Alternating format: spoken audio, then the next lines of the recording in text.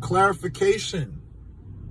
A client asked me, what do I mean by emotionalism has no place in spirituality, or spiritual work, rather I say.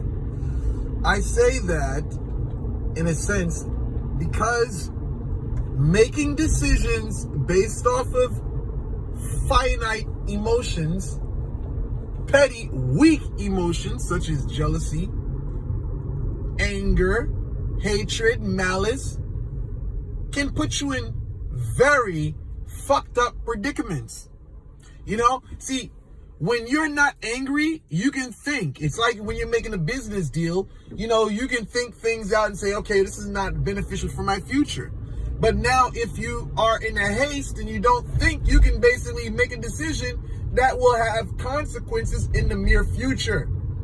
See, let me give you an example of emotionalism. The best example I can give is the King Von and Quando Rondo situation. King Von got emotional. He got angry. When he seen King Von, he didn't think things through. Like, okay, well, Quando Rondo could have, shooters with him. No, he thought, well, fuck it. I'm angry. I'm going to run down on him, beat his ass. He didn't think things through. And that ended up costing his life. Because right now, King Von is dead. All because he didn't think things through. For those of you that listen to rap or that listen to hip hop whatsoever, I want to give that, analogy to you, or that example, what emotionalism can do for you. When you get on to this emotionalism, it can really fuck your life up. It's not to say that we don't have emotions for a reason, but when we abuse the purpose of having emotion, this is when it becomes detrimental to our well-being. So when you find yourself in a predicament, when you feel like you want to do something to harm someone, take a breath, walk away. If you need to punch something, punch something. If you need to go to the boxing gym, if you need to hit something, get a boxing bag, a punching bag. If that's what you need to do to relieve your anger or your hostility, do that. Because if you don't do that, listen, you may end up taking your anger out on someone and actually doing some harm to them. And it's something that you may end up regretting. Think about domestic violence. Domestic violence at times leads into manslaughter at times. Because the people get so caught up in the emotions. And or third degree murder, it could be third degree murder, or it could be manslaughter at times, because sometimes negligence, you could be in a fight whatsoever, and you get, domestic violence situation, and then next thing you know, the female picks out a knife and she stabs the dude.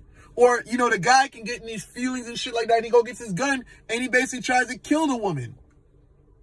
And now, whether it's the male or female, they're facing the needle. Not needle. Maybe so in some places, but they could be facing life in prison off of temporary emotions, not guided by wisdom. So there's nothing wrong with having the emotion come over you, but it's what you do with the emotion that comes over you. I want to say this. Bible gives you example. Moses didn't make it to the promised land because he acted out of anger. Remember, for you people that grew up in the church, the story they gave about Moses. Moses was supposed to go to the promised land. But because he got angry and hit the rock, instead of doing what Jehovah or Yahweh, whatever way you want to pronounce it, told him to do, or the Lord told him to do, he did the exact opposite. He struck the rock, and because of that, he wasn't able to make it to the promised land. So think about the work that you do. When I tell you to do this, do that. Cut the fuckery, cut the emotionalism out, and you go and do what you want to do, and then you realize the consequences. Sometimes you got to let wisdom dictate your actions rather than your fickle emotions.